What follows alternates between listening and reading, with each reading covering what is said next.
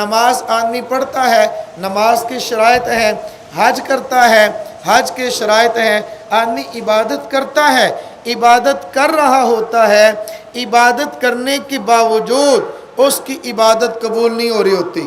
ایک آدمی اعمال کرتا ہے اور شرائط کے ساتھ کرتا ہے، لیکن پھر بھی اس کے اعمال قبول نہیں ہوتے۔ آپ کہیں گے عجیب بات ہے۔ آپ دیکھیے، ایک آدمی نماز پڑھتا ہے، نماز کے لیے شرائط نماز کون سی ہیں؟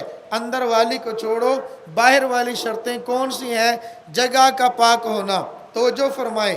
نمبر 1 جگہ کا پاک ہونا، نمبر 2 جسم کا پاک ہونا، نمبر 3 اپنے جسم کا پاک ہونا، نمبر 3 لباس کا پاک ہونا، کپڑوں کا پاک ہونا۔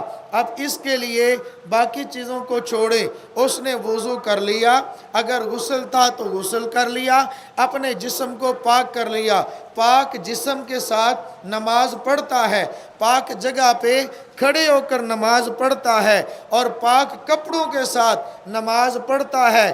جگہ بھی پاک ہے، جسم بھی پاک ہے، اور کپڑے بھی پاک ہیں، اور قبلہ کی طرف رخ بھی ہے، نیت بھی کر لی ہے، نماز کا وقت بھی ہے، ساری شرائط کے ساتھ نماز پڑھتا ہے۔ ایک نہیں 10 سال نماز پڑھتے رہتا ہے، لگاتار ان ساری پاکیوں کے باوجود نماز پڑھے گا، نماز تو نہیں ہوگی، الٹا اس کو اجر بھی نہیں ملے گا، بلکہ اس کی نماز پر اس کو گناہ بھی ملتا ہے۔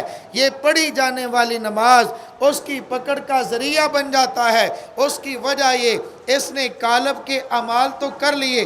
قالب کون؟ یعنی جسم ہے، جسم کو پاک کر لیا، جسم کے اوپر کپڑے کو پاک کر لیا، اور جسم جس جگہ پہ کھڑا ہے اس جگہ کو پاک کر لیا، لیکن جسم کے اندر جو دل تھا اب تک وہ دل پاک نہ ہوا۔ دل کی ناپاکی کیا ہے؟ ارادہ اس کا صحیح نہیں ہے، نیت اس کی صحیح نہیں ہے۔ نیت صحیح کیا نہیں ہے؟ لوگ مجھے کہیں بڑا نمازی ہے، لوگ مجھے کہیں بڑا سجدہ کرنے والا ہے، محراب تو پڑھ گیا، نشانات پڑھ گئے، لیکن لوگوں نے نمازی کہہ دیا۔ یہ تو چھوٹی سی بات ہے، اس سے بڑھ کر آپ رات کے علم کے اندر ہے۔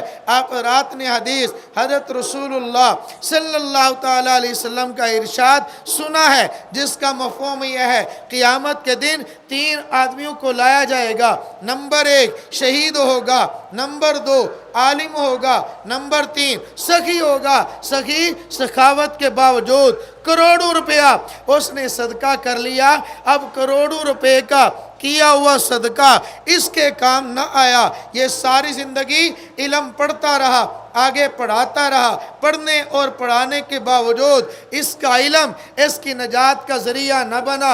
اب ایک آدمی میدان جہاد کے اندر نکلا، اس نے ورزش کی، تربیت کی، میدان میں نکلا، دشمن کے مقابلے میں گیا، لڑتا رہا، آخر ایک وقت آیا دشمن کے وار سے یہ کٹ گیا، یہ شہید ہو گیا، اللہ کے دربار میں پہنچا۔ شہادت کے باوجود، زخموں کے باوجود، ساری محنت کے باوجود اس کے پلے میں کچھ نہیں ہے۔ صرف اس کی وجہ کیا ہے؟ اس کی نیت سے ہی نہیں۔ مال صدقہ کرنے والا، اس نے کہا میں نے مال دے دیا، اللہ کے نام پر دیا، صدقہ اور خیرات کر لیا۔ یہ تینوں شخص یا تینوں قسم کے طبقے، تینوں قسم کے گروہ، 3 قسم کے لوگ کل قیامت کے دن پیش ہوں گے۔ اللہ رب العزت ان سے پوچھیں گے، پہلے عالم سے پوچھا جائے گا بتلاؤ علم کیوں حاصل کیا، علم کا کیا فائدہ؟ وہ کہے گا یا اللہ میں نے علم حاصل کیا، خود میں عمل کر لوں،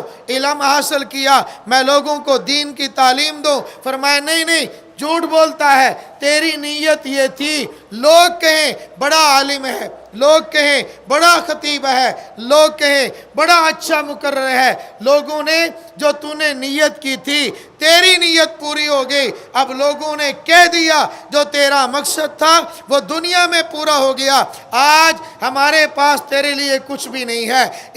اسی طرح وہ لوگ جو سخی تھے انہوں نے سخاوت کی، ان کی سخاوت نے ان کو نفع نہ دیا۔ جو لوگ مالدار تھے صدقہ کیا، ان کے صدقے نے ان کو نفع نہ دیا۔ وجہ کیا ہے؟ جو قالب کے اعمال تھے وہ تو درست تھے، لیکن جو قلب سے عمل ہونا تھا وہ ان کا خراب تھا۔ قلب سے عمل نیت کا ہوتا ہے، اگر نیت صحیح ہے تو اگر صحیح نیت کے ساتھ کرتا اس کو اجر بھی مل جاتا، اللہ کی رضا کے لیے کرتا اس کو اجر مل جاتا۔ اسی طرح میرے محترم دوستو، میں نے نماز کی مثال دی ہے۔ ایک آدمی نماز پڑھتا ہے، جگہ اس کی پاک ہے، جسم اس کا پاک ہے، کپڑا اس کا پاک ہے، لیکن اس کا دل پاک نہیں ہے۔ اب یہاں پہ خانقاہ کے اندر جو دیا جاتا ہے وہ دلوں کو پاک کیا جاتا ہے، خانقاہ کے اندر دلوں کا علاج کیا جاتا ہے۔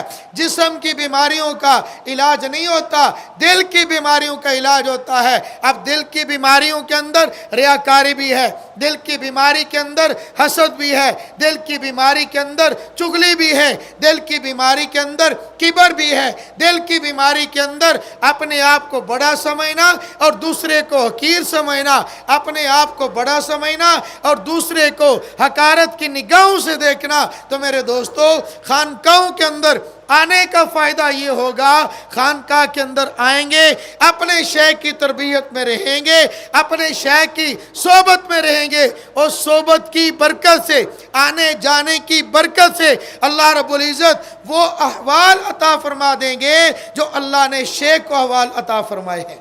اور اس کے ساتھ ساتھ جو لوگ وہاں پر رہ رہے ہوں گے ان کی وجہ سے، ان کی برکت سے اللہ رب العزت جانے والے کے بھی اصلاح فرما دیں گے۔